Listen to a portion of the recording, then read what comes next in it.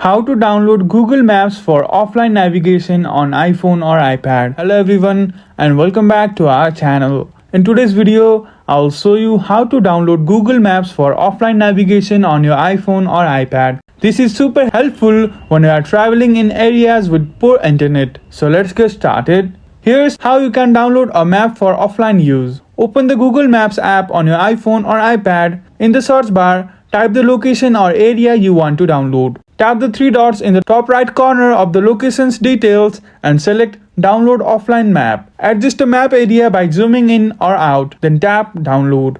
And that's it. The map will now download and be available offline. You can find your downloaded maps on the settings and search for offline maps in the app. Just make sure to update them regularly to get the latest data. If you found this video helpful, please give it a thumbs up and subscribe for more easy tech tips. Thank you for watching and we will see you again in the next video.